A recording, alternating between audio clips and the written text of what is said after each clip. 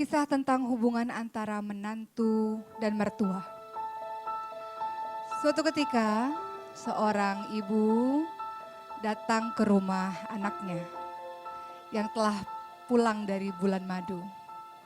Ibu ini memiliki seorang anak laki-laki. Dan ketika sang ibu berada di rumah tersebut, ia terkesima melihat perubahan yang terjadi pada diri anak laki-lakinya. Apa perubahan itu? Sang anak laki-laki sudah menjalankan sholat 5 waktu.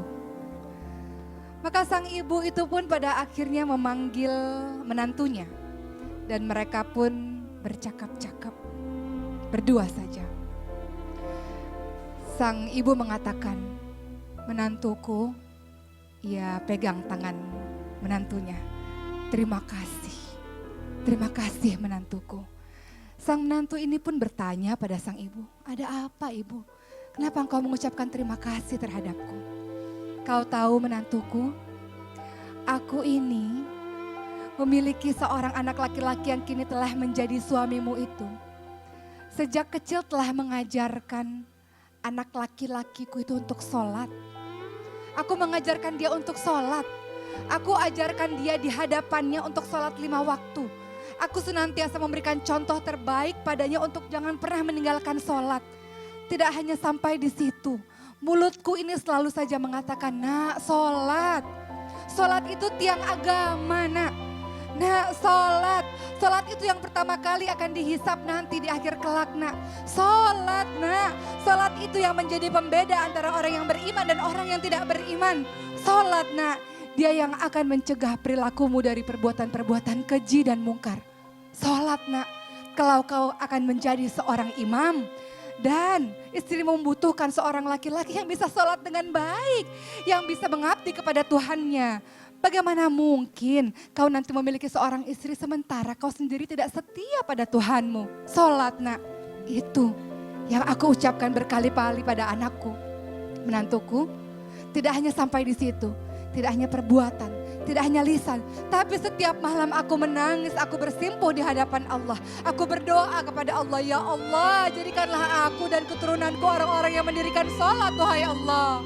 Ya Allah jadikanlah anakku ini orang yang tidak pernah meninggalkan sholat dan takut untuk meninggalkan sholat, wahai Allah. Itu yang terus aku lakukan, wahai menantuku. Tapi selama 30 tahun aku melakukannya. Tetap saja anakku ini tidak pernah melaksanakan sholat 5 waktu dan itu yang membuatku bersedih. Dan hari ini setelah 30 hari pernikahan kalian, aku datang ke rumah ini dan aku menyaksikan betapa anak laki-lakiku telah berubah 180 derajat. Dia menjadi orang yang senang sekali sholat, tidak hanya sholat wajib, sholat di masjid dan juga melakukan sholat-sholat sunnah. Dan ini berkat siapa? Ini berkatmu wahai menantuku. Ini berkatmu wahai menantuku yang hebat. Kau telah merubah anak laki-lakiku menjadi anak laki-laki yang sangat solih. Terima kasih nak, terima kasih. Kata sang ibu ini tak kuasa membendung air matanya. Maka apa kata menantunya?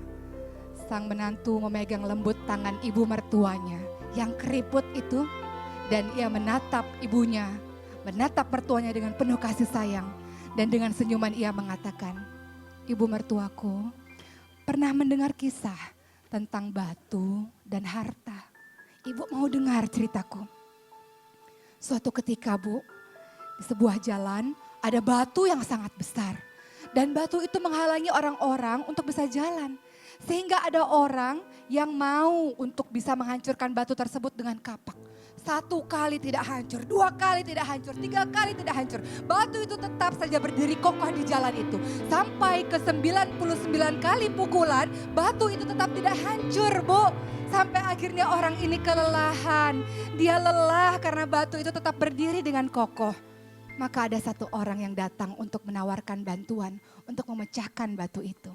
Dan orang ini dengan sekali pukulan saja, batu itu sudah hancur. Dan ternyata di dalam batu tersebut ada harta bu. Lalu orang kedua ini mengatakan, harta ini milikku karena aku yang telah menghancurkan batu ini. Maka perkara ini pun dibawa kepada hakim. Dan apa kata hakim? Siapa yang paling berhak untuk mendapatkan harta itu? Hakim mengucapkan, ketahuilah tidak akan pernah batu ini hancur kalau tidak ada 99 kali pukulan. Pukulan ini bisa menghancurkan batu ini karena ada 99 kali orang yang berusaha untuk menghancurkannya. Maka 99 harta untuk orang pertama dan 1 harta untukmu sebagai penerus perjuangan dari orang pertama. Ibu, dengar kisah ini Bu. Siapa yang hebat? Yang hebat engkau ibuku. Yang hebat engkau mertuaku. Aku adalah orang yang hanya menyempurnakan saja usahamu yang 30 tahun itu. Aku adalah orang yang sebentar saja untuk meneruskan perjuanganmu. Siapa yang menanamkan asas Bu untuk menjadi laki-laki hebat dan laki-laki soleh itu? Engkau ibu. Siapa yang menanamkan basic kepada laki-laki itu? Engkau wahai ibu. Apakah engkau pikir semua perjuanganmu sia-sia? Tidak ibu. Pekerjaanku hanya sedikit saja. Siapa yang hebat? Engkau Bu. Apakah engkau mengira semua nasihatmu, semua perbuatanmu tidak terlintas di dalam pikirannya, hatinya? Terlintas Bu. Dia taat kepadamu Bu. Dan yang hebat bukan aku. Aku orang baru yang datang dalam kehidupan anakmu Bu. Bagaimana mungkin aku bisa merubah anakmu menjadi anak yang hebat? Siapa yang hebat? Engkau Bu. Engkau yang hebat. Yang menjadikan laki-laki itu hebat adalah engkau Bu. Adalah ibu. Jadi jangan pernah kau katakan aku anak kemarin sore ini Bu. Aku anak baru saja Bu. Aku anak kecil yang baru menjadi seorang istri Bu. Kaulah segalanya wahai ibu. Kaulah segalanya wahai ibu mertuaku. Terima kasih karena telah mendidik anak ini menjadi anak yang hebat.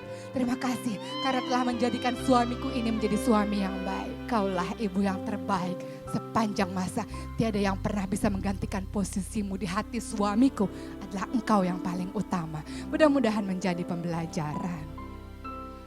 Tepuk tangannya mana ibu-ibu, Masya Allah luar biasa ini ceritanya ya. Jadi bicara masalah batu yang dalamnya ada harta itu 99 kali orang pukul nggak hancur. Yang terakhir orang yang terakhir 100 kali itu jadi hancur. Ternyata jasanya jasa yang 99 kali pukul itu tinggal 1 lagi dia tinggal nerusin doang jadinya enak juga ya. Orang melahirkan kan, apalagi pembukaan 10. Pembukaan 10. Tidak mungkin kalau tidak ada pembukaan 1 sampai 9. Oh iya benar. Jadi Masya Allah nih coba kalau bisa kita minta pendapat dari Hengki nih tentang tadi kisah ini dibawakan luar oleh biasa Ustazah Oki. Ustazah Oki ini benar-benar ini pencerahan buat saya. Saya semakin sayang sama mertua saya juga. Masya Allah. Jadi saya menganggap mudah-mudahan sekarang lebih sayang menganggap mertua seperti ibu saya sendiri. Amin ya Allah. Amin. Saya sekarang mendapatkan istri yang cantik.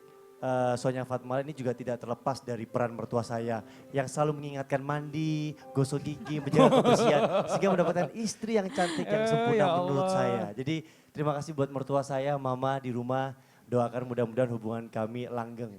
Iya, amin. Sampai di akhirat nanti, jangan tanggung-tanggung lagi ya kan. Nah, kalau dari Sonya sendiri bagaimana Sonya? Silahkan. Dengan kisah tadi. Kisah tadi ya.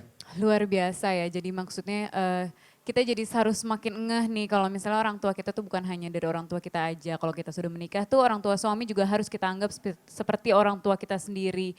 Dan harus lebih menghargai perjuangan sang ibu dari suami itu tersendiri gitu kan. Karena ternyata memang selama ini kita tuh hanya orang baru gitu, kita hanya melanjutkan aja. Jadi kita juga harus tetap menghargai perjuangan-perjuangan ibu tanpa melupakan apa sih yang dulu ibu udah lakuin sama suamiku nih, aku harus melanjutkan sesuatu hal yang lebih baik lagi gitu. Harus lebih bisa menyempurnakan lah. Gitu. Betul. Ih Masya Allah tepuk tangan dulu dong tuh. Menantu-menantu yang hebat itu yang kayak gitu, yang gak semena-mena tiba-tiba mengakui semua perubahan suaminya gara-gara dia. Tapi bukan, dia adalah orang yang terakhir yang ke-100 pukul batunya itu. Jadi dia hanya tinggal meneruskan apa yang telah dilakukan oleh orang tuanya dari sang suami. Masya Allah. Iya. Ini pelajaran banget buat kita semuanya ya Bu ya. Mudah-mudahan ini bermanfaat juga buat yang di rumah. Jangan kemana-mana nih. Kita akan segera kembali lagi tetap di Islam itu Indah. Jamaah. Oh jamaah. Alhamdulillah. Soleha. Itu kan gara-gara siapa? Gara-gara orang tuanya. Kalau begitu jangan lupa engkau berbakti kepada mertuamu.